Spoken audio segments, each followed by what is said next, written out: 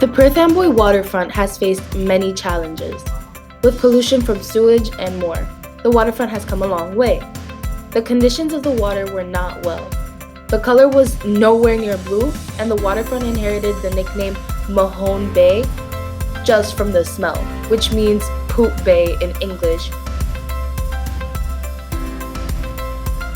Well, I'll even go back further to the 27 years ago when I started here. It was much dirtier than it is now. The city had not taken care of the sand on the beaches, and they had pretty much washed away most of the sand. There was a lot of garbage on the sand. People treated it more as a dump than as a place to go and enjoy nature. The water also had a very strong, like a chemical petroleum kind of odor to it. When you actually see oil slick, and it was very cloudy, had a lot of stuff mixed in with it. It wasn't clean and clear. Ways that it's improved, the water's a lot cleaner.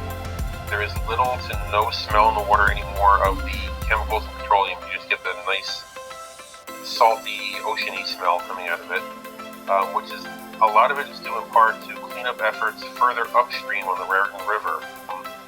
There's also an EPA, Environmental Protection Agency, has a Superfund site upstream that was part of a landfill at one time that went into leaking a lot of toxins and garbage into the water. That has been remediated or cleaned up, which has stopped a lot of the pollutants from leaking into the river. Also, the county of Middlesex and the city of Perth Amboy have made many upgrades to the shoreline. A lot of the dirty sand was removed and replaced with clean sand. It's not as rocky and chunky as it was before. It's nice and clean, fine sand. The protective jetties were rebuilt to stick out into the water to help prevent erosion during storms. And there's also more manpower and time into patrolling the beaches and keeping them clean. And I've also noticed it seems like a lot more of the residents who live in town, especially down by the waterfront, are making a more conscious effort to keep the waterfront looking nice so that people do come to the city and do go down there, which improves the quality of life for everyone in the city. Before Sandy hit, there wasn't really a lot of money or funding to put into cleaning up the waterfront. But I remember reading that after Sandy came through, the government released a lot of funds to shore towns to help clean up the storm's aftermath. And because the waterfront was damaged during the storm, a lot of the money went into repairing the waterfront. So the money was available to do things that should have been done before the storm. But since the storm came and ruined a lot of things, the money was then available to then do the work afterward. So it's not like they were able to do it right because they had the funding and the time to do it. It was a tremendous plus for the environment because it shows that the health of the ecosystem is improving. Seals will follow their food stock of fish, and if the fish follow plankton and insects, which is what they eat. So if the water health was poor, there'd be no plankton in the water in the bay, and there'd be no fish. And if there's no fish, then there's no seals. So this shows that the water is healthier to where it's got a normal amount of plankton and small fish the larger fish eat, and then the seals follow that as their food source so they can come into the bay as well. So it's a good thing to show that the water quality has improved enough where life is returning back to the way it was prior to humans, making it dirty and messy. After some years and the termination of the sewage disposal in the water, the bay's health began to restore. The water turned dark blue and animals like seals have been spotted. Both of those have been significant evidence of the water's health. To reduce the impact on the pollution, be mindful of what you do with your trash and make sure you dispose of things properly. Pay attention to your surroundings. If you see something or know something that's a problem and causing a problem, speak up and say something. Ask the owner of the company or the business to, try to change what they're doing. If they're not going to listen, go a little higher up in the chain.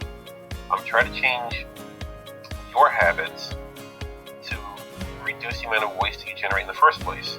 Buy things in bulk, not in individual packaging. Recycle more. The town has a good recycling program where they recycle pretty much everything, cardboard, aluminum, plastic. Make sure you use that as much as possible. Use use alternatives to harsh chemicals. And don't buy the really caustic, nasty chemicals that go down the drain. Use things that are more natural, safer, environmental alternatives to that.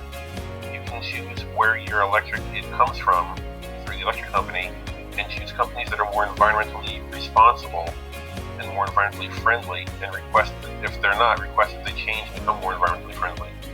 Because if enough consumers do speak up, then change can happen. So your voice is strong. So if you see something that's wrong, say something. The optimist in me says yes, I think it will, but it's going to take a very long time. It won't happen in my lifetime. It may happen in yours or your children's lifetime. It will take many generations. Because we all know that it's easy to make a mess, but it's more harder to clean up a mess and time consuming. For too long, humans have made messes that have not been cleaned up, and many of the people who are responsible for making those messes and damaging the environment aren't here anymore. They've passed away or they've moved on, but their legacy is still here, and we are having to deal with it now. And there are still people out there who believe that we have not caused a change in the climate. But science is showing that, yes, the climate has fluctuated over history, but it's taken a much longer time. Because of our intervention with pollution, we have sped up the process. What might have taken 1,000 years to cause a change in the climate, we've done in 100 years. So it's accelerated because of human activity. And even if we were to stop today producing all pollution, just 100% stop everything, there's still enough out there in the environment that damage will continue for many more decades to come until it can be cleaned up. So, do I think it can be done? Yes, but it's going to take a very long time. It's going to be very expensive. It's going to be painful because people have to change the way they live and change how they do things. And it might not be the popular thing to do, but in the long run, it's the thing that should be done. I love this kind of a question. To an extreme, which I hope it never gets this bad, I'm sure you've seen the movie WALL-E, Disney movie WALL-E, where humans have to leave the planet because we've trashed it so much, and they leave behind robots to try to clean up everything.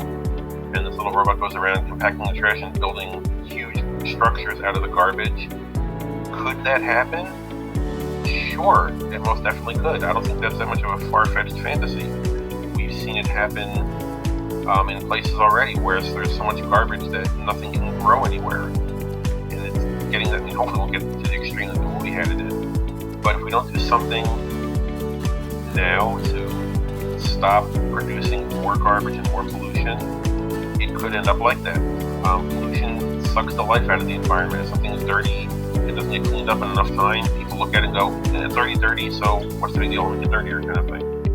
So we are a huge part of the environment, and if it gets sick and dies, eventually so will humans, because we need the environment to survive. Water pollution is a serious issue, and with this information, people should go out and learn how they can help the environment.